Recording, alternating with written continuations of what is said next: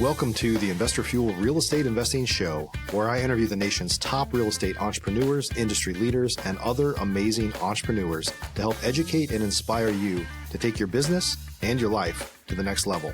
My goal is to add tremendous value to you during every single episode of this show. If you get value, I'd love it if you subscribe on your favorite podcast player, subscribe on YouTube, and my very favorite, please share this with your community so we can impact even more entrepreneurs. Let's start today's show.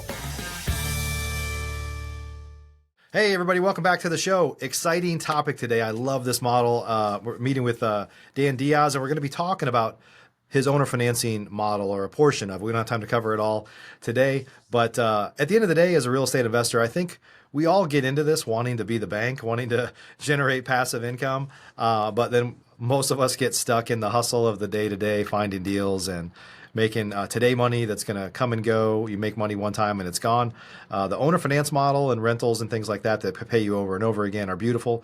The problem with rentals is they're nowhere close to passive. So you might have some mailbox money coming in every month, but there's also some drama coming in every month of make-readies and dealing with tenants and toilets and foundation issues and all the stuff that we deal with as owners. But really excited to spend some time with Dan today. So Dan, welcome to the show. Appreciate it to be here. Thank you. Honored to be here. I'm excited to share and learn and get the show on the road. Yeah, man, let's do it. So the beauty of owner financing, and you can share some stats. Well, before we get into that, tell us your background, like how you got into this space, and then maybe even share. We didn't talk about this too much up front, but if you kind of pivoted to find your model. There's a lot of us that have been around for a while, and kind of where you started in real estate isn't where you're at now, right? So I'm guessing you've got some of that going on too. Yeah, so I think I got started in real estate, ironically, maybe 15, 18 years ago when I Airbnb'd my first home. Little tidbit story, I am one of the founding members of the San Antonio market. Airbnb sent me a little pin because apparently I was one of the first 100 hosts. That was relatively short-lived because it was only one house that I needed to Airbnb, and we moved on. As things kind of trickled, I went into mobile home and manufactured home sales. I became the sales manager and then eventually a general manager for Palm Harbor Homes in one of their stores in San Antonio. And when I did that, I learned a ton about how Warren Buffett made most of his fortune. A lot of people are not aware, but Warren Buffett, a bulk of his fortune, is made on the backs of the mobile manufactured home industry. He owns Clayton Home Communities, which is the number 2 builder in the country. He owns 21st Mortgage, which is the number 1 mortgage company for mobile homes in the industry. And he now owns some communities and Yes Communities, which together own about 70% of the land where most mobile home quality parks are sitting at. So he goes all the way from the factory to the sales, to the finance, to the land, and he holds the land. And as I studied that, I really fell in love with that model. Now, as general manager, we did a lot of in-house financing before we passed it on to 21st Mortgage. And I learned the power of finance and the power of residual income through notes, because that's what the dealerships basically did. And when I went down the rabbit hole of, so let me tell you what I didn't like about being a general manager. I did not have a 9 to 5. I had a 5 to 9. Literally, I had to be there at 5, 6 o'clock in the morning, and I couldn't leave till 8 or 9 o'clock at night. Yeah. And I hated that. To me, the turning point is where I had my first vacation. I was in Cancun, and my regional manager calls me, and he says, "Hey, we have a meeting tomorrow. Are you going to be there?" I said, "No, I'm in Cancun." And he says, "I know. I expect you to be there tomorrow." And there was a light bulb moment that I said, "No, I'm sorry. I'm not your bitch. This is not going to happen." Now, full disclosure, I did go. I got on the first plane. Oh, wow. But mentally, that was my exit strategy. Yeah. And moving forward, I went down the YouTube University rabbit hole. I discovered owner financing. I say it was a little bit of kismet, because as I learned about it, I also learned that the first home my parents purchased in this country, I was born in Mexico. My parents are Hispanic immigrants. It was owner financing. It was dueño a dueño. Yep. So I really felt that that was the direction I should take. I quit Palm Harbor Homes. My first deal was a mobile home in Elmendorf, Texas on 10 acres, which I learned a ton not to do. There is anybody should be looking for mobile homes on 10 acres in Elmendorf, Texas, but I did. I found it. Took me 9 years, 9 months to materialize. And it generated me $80,000 in upfront profit and a $400 monthly spread, which has been paying up until this day, 10 years later. So Yeah. I really Awesome. fell in love with the model of owner financing. And I started like most owner financiers, Mike, the asset first. Go look for houses, fix them up, clean them up, look for a buyer. In my case, I can't swing a hammer to save my life, Mike. So it was not the fixing up. I would just do the cleaning up. I tell people I would mow the grass, trim the trees, take the dead cats out, bomb it with Fabuloso or Pine Sol if you're white, whatever, and make it smell pretty. I'm white, but we still use Fabuloso Oh, just do you? Okay, well, because it's everywhere. I mean, we're both in Texas, so it's everywhere. Yeah. there's a power in the Even white smell of guys can use Fabuloso. Fabuloso. Yeah. Yeah. So, anyways, look for the buyer. That model works, but it has limitations that I did not like. The limitations that I did not like is that I don't care how beautiful your home looks, it is not their dream home. It is not on the right side of the neighborhoods they're looking for. Maybe they're looking for new, or maybe they're looking for brick, maybe they're looking for a different zip code. So it was hard to get highly emotionally committed buyers. It was hard to get 10% down. I mean, I'm just speaking, and I probably did 30, 40 deals that way. And I had dilapidated assets because remember, I didn't fix them up. Yep. I had dilapidated and non-committed buyers, and I was still chasing the payments on a monthly basis. So it was a model that I didn't like. But that took me to the model that we currently do, which is starting with the buyer first. We make a determination of the real world ability to repay. Maybe it's 2, 3, 4, 5, 600,000. We've done up to $2 million homes in Texas. Hmm. As long as it's a site-built single-family owner-occupied home, we let them pick it off the MLS. We'll buy it for them, and then we turn around and owner finance it to them. Obviously, at terms that they already agreed to and are happy with. And this model eliminated all the problems of dilapidated assets and non-committed borrowers and buyers. These are very emotionally committed buyers now. So that's Yeah. kind of in a nutshell where I'm at now. Yeah. So your primary model, just to be clear, is you have people finding a deal but they can't get traditional financing. So then they come to you and you help finance it. So they can literally just go shopping on the MLS in theory, and you'll owner finance their house at Any house. any house. Yeah. So, but the contingencies are they got to have money to put down. They have to be qualified. And I think, you told me up front, these are people with good credit scores. They just are a lot of entrepreneurs and folks that on paper, it looks like they're not making a lot of money, but they can easily pay a mortgage. Because they're smart, they know how Yeah. to reduce their taxes down to zero.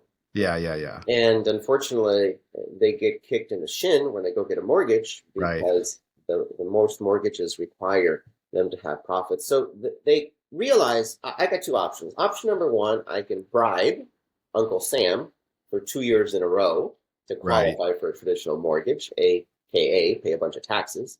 Yep. Or B, I can put that money into my house today, go with Dan, owner finance any home off the MLS, shut my wife up, give her what she wants, and then I can go back to work. Yeah. So usually most end up doing the second. Yeah, that's cool. So today we're primarily going to be talking about just kind of general owner financing, right? And so I've done the same as you. I have a rental portfolio and kind of got into owner financing just because I never wanted to sell any rentals. In fact, I wish I'd kept hundreds more, but I never wanted to sell them. But anytime I had like a problem rental, I was like, you know what?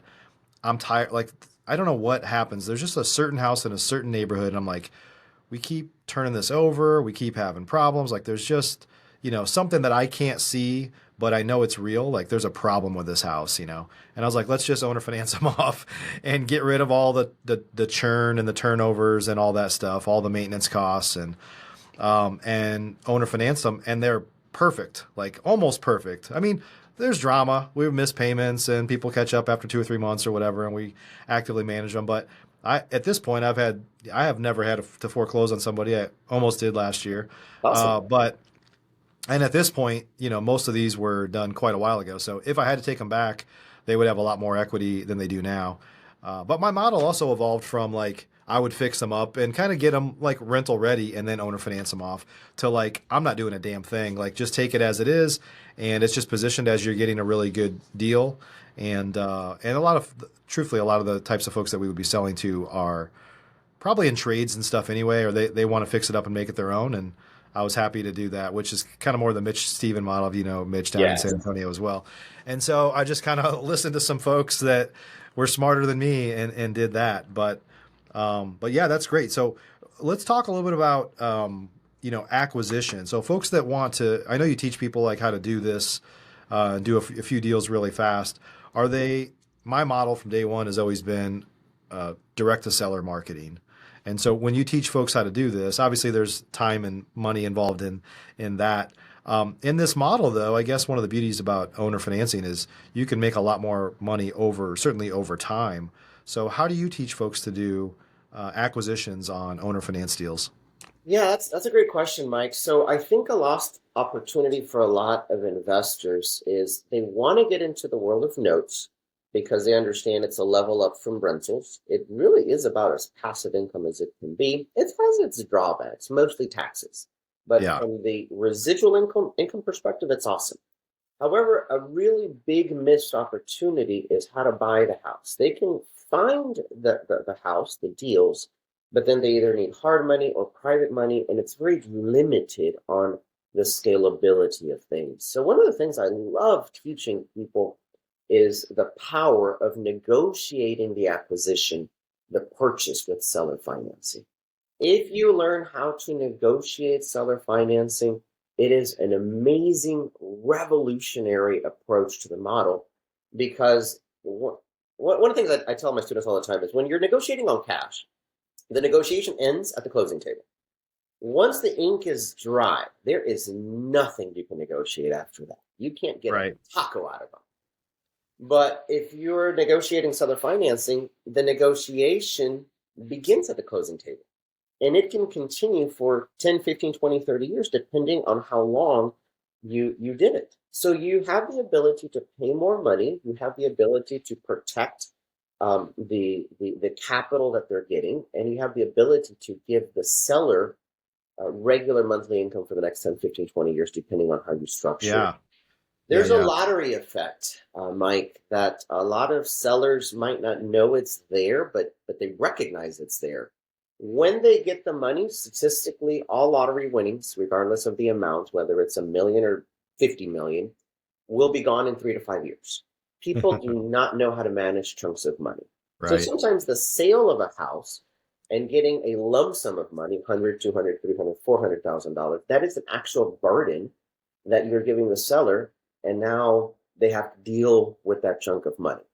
Yeah. But by giving them regular monthly income for the next 10, 15 years, they're going to be getting bills for the next 10, 15, 20 years. So why don't we help improve their lives by getting them regular monthly income as well? So I'm a big believer. I don't care, and this is no disrespect to any of the wholesalers. You are not an investor until you get your name on deeds. And the quickest, most powerfully effective way to do it is through learning acquisition through seller financing. Yeah. So in your model, because not every house is free and clear where they could do that. Of course, you could do a Right. sub two and you could do a sub two and a owner wrap, all those things. But are you targeting people with just paid off houses to try to find people to fit in this model? Or is it just like, the way that I've always done it is I cast a really wide net. Some I fix and flip, some I wholesale, some I keep as rentals, some I might owner finance, kind of depending on the case. So if you're highly targeting just people that might want to owner finance and go this model, are you targeting people with paid off houses? Great question. So paid off obviously gives you the greatest opportunity. Yeah. But what I tell investors is learn the model of purchasing with seller financing and still cast that net. Many will still be okay with cash. Many will still be okay with a hard money situation. Many will still be okay with a quick close. Many will fall off into the fix and flip model. Some will fall into the rental model. But be aware that there is an opportunity that you might be missing if you're not fully versed in it. The beautiful thing, Mike, about it is that while free and clear does work best, one, it's not required, and two, it doesn't limit you to houses. Land acquisition through seller financing, in my experience, is one of the most profitable opportunities. There's very little investors going after land. Most land needs to be sold with some sort of seller financing component because it's nearly impossible to finance dirt. Dirt's worth dirt until you put something on it. Yeah. And the buyer side is an incredibly large pool. So you're no longer limited to houses. You can do land, you can do lots, you can do small apartment complexes. Many of them are paid off. And when I say small, I mean under 16, the mom and pop kind of situations. You can Yep. do mom and pop mobile home parks, mom and pop large parcels, acreages, small. I mean, the asset class is really opened up. Hmm. And it doesn't have to be free and clear. Obviously, that's the most advantageous, but I teach my students 5 different structures that allow them to attack about 98% of the situations that are out there. So if you're Okay. casting a wide net, which you should, that's the best Yeah. way to do it. Once the fish come, it's like, okay, what are we going to do them? And if you Yeah. don't know seller financing, you could be missing a massive opportunity. Yeah. And I guess one of those, we probably don't have time to get into all of it. One of those is also raise private money to be your underlying financing, which you obviously mark it up and make a spread, which I know you do that now. That's probably the other more common one, right? Yeah, yeah. So that is the disposition side. How Yeah, are you yeah. going to be doing it? You obviously need to get involved and understand what raising private capital is. But that's the beautiful part about seller financing in the truest form. The private money is coming from the seller. And it's just a way of presenting it and proposing it and Yeah. negotiating it. But see, this is the thing. For example, let's talk about a typical situation. They want a large down payment. Most sellers' large down payment, 30, 40, maybe 50%, hypothetically. That's pretty large. Well, I have a story that I love teaching my students, and it has to do with how my money works. Hey, listen, Mr. Seller, you probably don't know this, but this is how my money works. My cash in the bank gives me a 5-to-1 bang for my buck. 5-to-1. So if I'm going to take cash out of the bank and give it to you, at least I need a 2-to-1 bang for my buck. I get it. You're not going to give me 5-to-1, but at least I need 2-to-1. Now, if that's the case, then for every 10, 15, $20,000 I give you, I'm going to need double in equity because you need to give me double bang for my buck. And it's only fair because over here, when I take away $10,000, it's going to reduce my line of credit by 50,000. It's a 5-to-1 bang for my buck, positive or negative. So this is a really great strategy to say, hey, every dollar that you're going to ask for, it's going to cost you a lot of money in equity. So how much money do you really need? Now, if they're stuck on that 20, 30, 40, 50% down payment, you can tell them, hey, option number 2, I can go borrow that money. Now, when I borrow that money, there's no hit on my line of credit at the bank. It's a 1-to-1 situation. However, I need to make you aware that whoever brings that money is going to want a first lien position on the house. So as long as you're okay getting a second lien position for the terms, I can get you the $30, $40, $50,000 down payment. Yeah, yeah. Now, Mike, how hard is it going to be for you to find someone, hard money or private, to lend you on a 30, 40, 50% LTV position? Right. If you're Not good very at hard. raising money, it's not that Yeah. hard. Yeah. All of a sudden, raising money becomes very Yeah. easy when you're dealing in 30, 40, 50 LTV Yeah. positions. Yeah, and I have had not as many as you for sure. There were definitely over the years houses that we bought that they owner financed to us, and I just kept them as rentals. Like I didn't Yeah. owner finance them off. But in all those situations, it was usually somebody that had first off, it was the perfect rental for me. They were stuck on a price that I couldn't get to. And I usually positioned it as if they wanted, like I'll give you one example of a house that's not too far from my office here that I think we're just about to make the final payoff. It was like a 10 or 15 year note. I can't remember.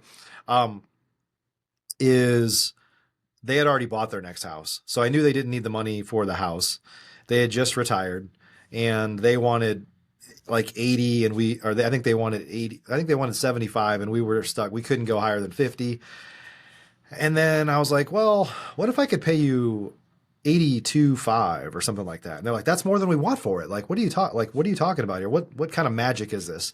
Well, it's the magic of interest. So I basically just said, hey, I'll pay you, I think I offered 5% interest. And basically that was principal and interest over the course of 15 years. And, they were cool with that because they're like, oh, I'll get this payment like clockwork every day. And ultimately it's more than we even wanted for the house. I mean, I understand time value of money. I didn't hide anything from them. Obviously I wasn't trying to take advantage of them, but they didn't understand opportunity cost as much as I did, I guess. And they were probably totally didn't cool have an with, opportunity opportunity other than Yeah, putting it in yeah, an because I did say that. What are you going to do with it? He's like, oh, it's just going to sit in my bank account. And I was like, okay, all right, and and they loved it, you know. But you know, sometimes, like you said, people just like to get that payment every single month, and they appreciate that. And honestly, without getting into a whole bunch of details, as you and I both know, there's a bunch of tax benefits for them to do an installment sale versus a one-time sale as well, and so you can always kind of go that path. Yeah, yeah. There's again, this is not a situation where I want or even think it's advantageous for you to say, I'm only going to go after this fish as a target. Right. But rather, like you said, Mike, you got to cast your wide net. Let's see the fishes that come in and just have this in your back pocket to be able to weed through them and identify an opportunity when the opportunity presents itself. Yeah, yeah, yeah. Yeah. What are a couple of what makes a good seller finance opportunity? Because not every house is a fit. So what makes a good, and not every, I guess, property. What makes a good what makes a good opportunity? The number one is that it's free and clear or that it has less than 50% debt. That's probably the biggest thing. Okay. Regarding what the situation of the seller is, in my experience, if they're not desperate to sell, if they are not in a hard financial situation, if they're cognizant and reasonable and I hate to say the word intelligent, they actually make a better fit. They're financially savvy a little bit, so they kind of get it. Yeah, Yeah. yeah. That Yeah. actually helps because they probably have heard of this. They might have friends in their circle who have done something similar. Selling with seller financing is actually very advantageous to a lot of people, but most people are not aware of it, so they're fear driven. Right. So ironically, finding like the 60, 70, 80-year-old seller is a great is a great avatar for it. One of the big things that they'll say is, well, I'm not going to live for the next 20, 30 years, and that's okay. But my question is, are you going to leave any of your money to any of your heirs? And Right. that flips their switch real quick because I tell them, okay, if you get the $200,000 or whatever, how long is it going to take Johnny and Sue to blow the money on boats and hoes? Let's be honest. You know Boats your and hose. grandkids. Yeah. And they're like, Yeah. yeah, it's going to be real quick, but I told them I would do this. Well, how about if you leave a legacy to them where they're going to get monthly income for the next 20 or 30 years so that they remember you every single month and you get to pay their car bill, their cell phone bill, something to actually improve their lives beyond your passing. Does that Yeah. sound like something that would make a little bit more sense? Preserve your legacy versus money Yeah. that you're going Yeah. to blow? And they flip the switch real quick at that point. So Yeah. so regarding the asset, free and clear up to 50% debt works really well, and the seller avatar 50 plus all the way up to 80, and then being a certain amount of savviness actually works really Yeah. well. Yeah. I think that's one other kind of avatar out there, which you would probably agree with, is somebody that owns a rental property right now. It's not their primary residence. Mhm. They like the idea of the investment, but they're tired of dealing with tenants, right? And you're like, well, you could sell it to me, and you could be the bank, and and we kind of, we're doing this together. We're a partner in this, and Yeah, that's a you're great passive, right? avatar. And I think that falls also under the certain savviness. Because again, the average person, they don't own rentals, even if it's only one or two. But Right. it's the entry level savvy seller Yeah. that Yeah. works really well. And the negotiation that I love doing with them is I'll take virtually any price that's reasonable, but the home is worth that you want. And what I'll do is I will structure it so that you get nearly the same identical cash flow. And that one's a little bit different because let's say the cash flow is $800 a month. Well, what I do is I say, okay, $100,000 payment or $100,000 price. Let's divide it by the monthly cash flow that you're going to be getting. So it looks like the math turns out that you'll be getting that for the next 17 years or 19 years or 18 years. So basically, I'm upgrading you from a landlord to a lien lord. You understand the value and you Yeah. like the monthly income. You're just tired of the tenants, toilets, trash, termites, and turnover. So Yeah. let me handle that. And I like Yeah. that Yeah. one a lot. Yeah. That's interesting. Awesome. Well, Dan, good stuff here. Thanks for sharing some of your insights. We could probably talk for hours on this. Probably. That's one of the problems with the podcast. Is like some of these things I could do all day long. We just record it, but I don't think anybody has the patience to listen to us talk for 6 hours. So But I'd love it, honestly. But if folks want to learn more about what you're doing, I know you teach some people to do this, you practice this. Like, where can they go to learn more or connect with you? A couple different ways. Schoolofsharks.com is one of our educational websites. You can get hold of me there. On social media, Dancito Gancito, which is an old college nickname, is a great way to locate me. And if you want to shoot me an email, dan.diaz@ofmenow.com is a great website, as well as the ownerfinancefoundation.org. So look me up on social media. That's probably the easiest, quickest way to find me. Yeah, awesome. Well, thanks again for sharing some time with us today. Thank you, Mike. I appreciate it. And I look forward to you next time. Yeah, absolutely. And guys, hope you got some good value from today. We just covered this stuff at a really high level, but if you're not owner financing deals, if you're not positioning yourself to generate kind of passive income, which is probably why you got into this in the first place, to have a piece of that, you definitely need to learn more about the owner finance model and learn more about what Dan's doing as well. So appreciate you guys a ton. Hope you got some good value today. We'll see you on the next show. Take care. Have a great one. Take care. Thanks for joining us for today's show. You can learn more about the amazing benefits of the Investor Fuel Mastermind community, including surrounding yourself with hundreds of other rock stars, 100% financing on your deals, and members-only discounts from vendors you're likely already using that, as a member of Investor Fuel, will save you more than the cost of your membership. Visit investorfuel.com to learn more. You can also check out the show's notes for access to free resources, how to get access to world-class lead generation, and even how to work with me directly one-on-one. Don't forget to subscribe so you never miss another episode. See you on the next show.